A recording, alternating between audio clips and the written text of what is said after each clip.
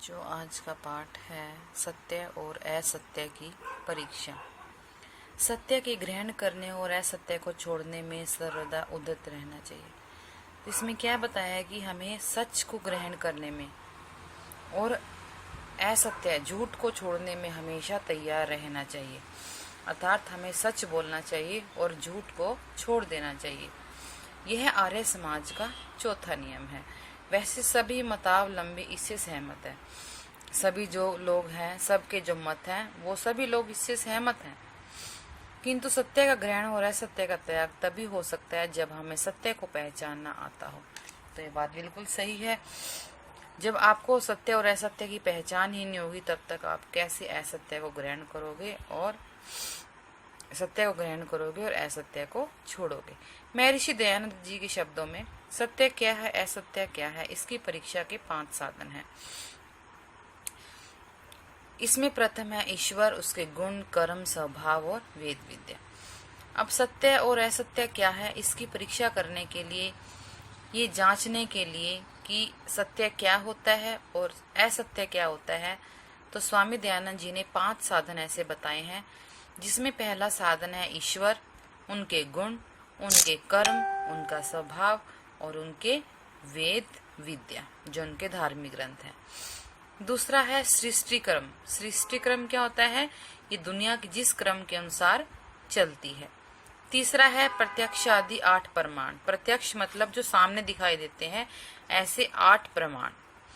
चौथा है आप्तोक आचार। आप्तोक आचार मतलब जो बातें सत्य हो, सत्य मानी हो, अर्थात जो बातें महर्षि द्वारा या ऋषियों द्वारा ऐसे कही गई हो, वो बातें, उपदेश, ग्रंथ और सिद्धांत। पांचवा अपने आत्मा का साक्षी, जो अपनी आत्मा सच मानती है। अनुकूलता कि ये बात अनुकूल है, ये मेरे अनुसार है। जिज्ञासुता, उसको जानने की इच्छा। पवित्रता और विज्ञान।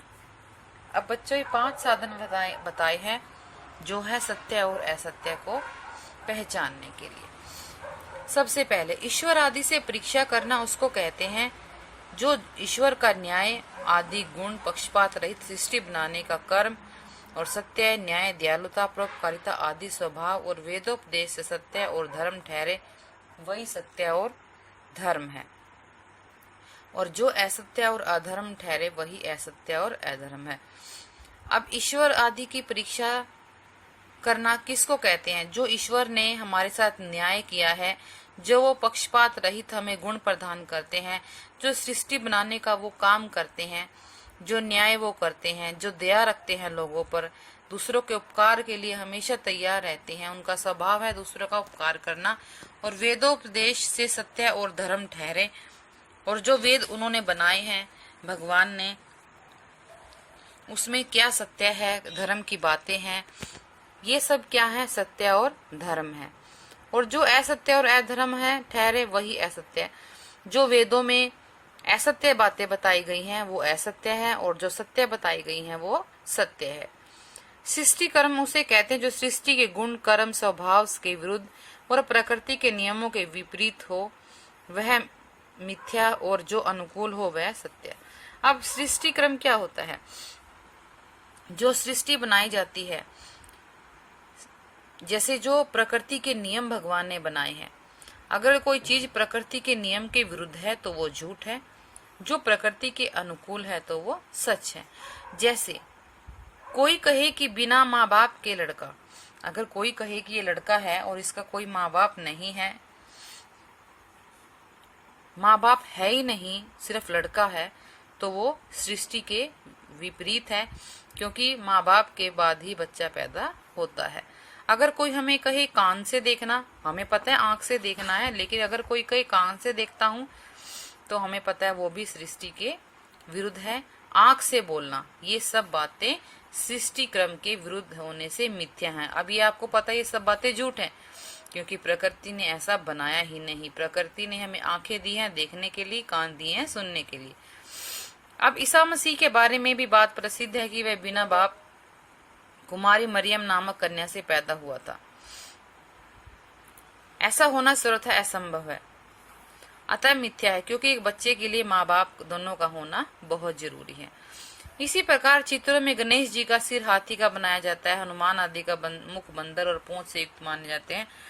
अब जो बातें हमें लगती हैं कि ये सृष्टि के विरुद्ध है, ऐसा तो होता ही नहीं, वो सब बातें झूठ हैं, मिथ्या हैं। तीसरा है प्रत्यक्ष आदि 8 प्रमाणों के आधार पर जो ठीक से ठहरे वह सत्य है, जो विरुद्ध ठहरे वह मिथ्या। अब है प्रत्यक्ष, जिसका हम प्रमाण बता सकते हैं, सच साबित जिसको कर सकते हैं वो सत्य है, जिसको हम सच साबित नहीं कर सकते वो है असत्य। प्रत्यक्ष कान आंख आदि इंद्रियों का पदार्थ से संबंध होने पर जो ज्ञान होता है वह प्रत्यक्ष है। अब जो ज्ञान हमें अपने कान के सुनने से मिलता है, आंख के देखने से मिलती है, अपने इंद्रियों से प्राप्त होता है, वो सत्य होता है, क्योंकि वो ज्ञान हम अपने सामने प्राप्त करते हैं, अपने प्रत्यक्ष होता है। अनुमान, कुछ बातें ऐसी होती है जिनका अनुमान लगाकर हम सच साबित करते हैं, वह प्रत्यक्ष के आधार पर ही होता है। हम कई बार वस्तुओं को देखने से उसके कारण का अनुमान लगा लेते हैं। पहले देखी वस्तुओं में कार्य के आधार पर कारण और कारण के आधार पर कार्य का होना अनुमान कहलाता है। अब जब हम कोई वस्तु को देख लेते हैं तो उसके आधार पर हम दोबारा भी उसका अनुमान लगा लेते हैं, तो वो उसका अनुमान होता है। यथा आकाश में बादल देखकर, अब हमें आकाश में जब बादल देखते हैं तो हमें उसका अनुमान आ जाता है कि बारिश होने वाली है। या नदी का गदला पानी बाढ़ देखकर भी वर्षा का अनुमान लगाया जा सकता है। जब नदियों का पानी थोड़ा गंदा हो जाता है तो हम क्या कहते हैं कि कहीं पर बारिश आई है, क्योंकि नदी का पानी गंदा हुआ है। अब इसमें अगला पॉइंट है उपमान। वन में मनुष्य की आकृति वाले किसी प्राणी को देखकर समझना कि वह मन मानुष है। उपमान होता है किसी भी चीज को, किसी भी प्राणी को देखकर उसके जैसे दूसरे प्राणी का अनुमान लगा लेना। जैसे हम प्राणी की कोई आकृति देखते हैं तो ऐसे ये कह देते हैं कि यह वन मानुष है। शब्द, शब्द होते हैं सत्योपदेश, ऋषि मुनि का उपदेश। जो ऋषि मुनि उपदेश देते हैं, जो वेदों में लिखा गया है, वो शब्द। ऐतिह्यम, भूतकाल के पुरुषों की चेष्टा, सृष्टि और पदार्थों की कथा। अब ऐतिह्यम क्या होता है?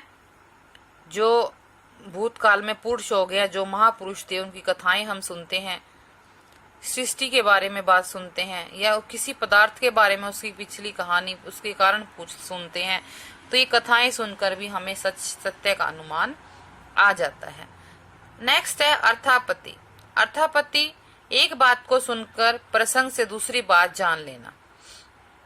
जैसे किसी ने कहा कि मोहन दिन में खाना न खाने पर भी हष्ट पुष्ट है, इसका मतलब क्या होता है कि वो रात में खाना खाता होगा।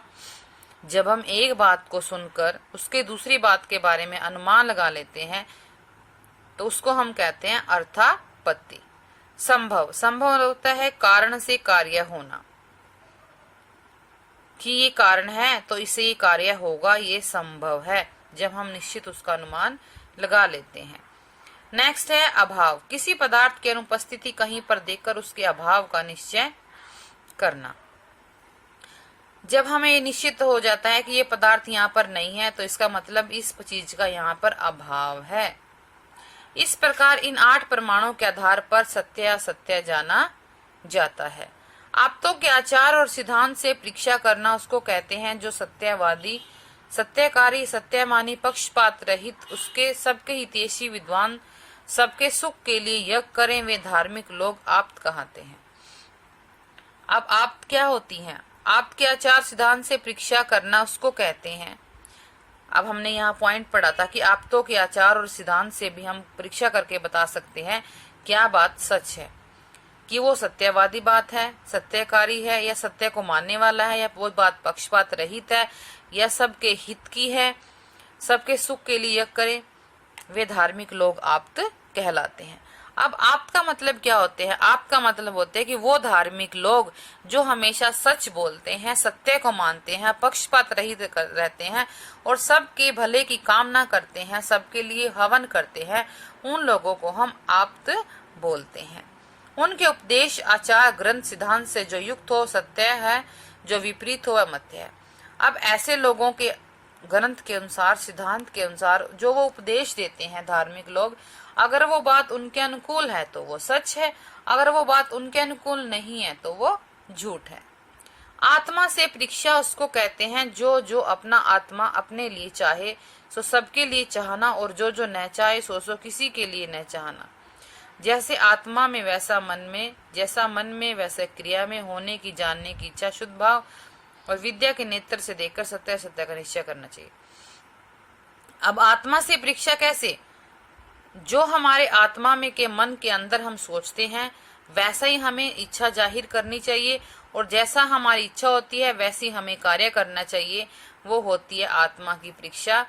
जैसा हमारी आत्मा में होता है वैसा ही हमारा मन बन जाता है, और जैसा हमारा मन होता है वैसे ही हमारी काम करने की इच्छाएं, हमारा शुद्ध भाव बढ़ जाता है। तो इसको हम सत्य कहते हैं। विद्या के नेत्र से देखकर सत्य और असत्य का निश्चय करना चाहिए। अब हमें ज्ञान को देखकर ये पता लगाना चाहिए कि क्या सत्य है क्या असत्य है। तो बच्चों, अब हमने सत्य और असत्य की परीक्षा के लिए बहुत सारे पॉइंट यहाँ पर पढ़ लिए हैं। ये सारे जो 5 पॉइंट हैं हमने पढ़े हैं इसको डिटेल से, तो इनसे हमें पता लग जाता है कि क्या सच होता है और क्या झूठ होता है।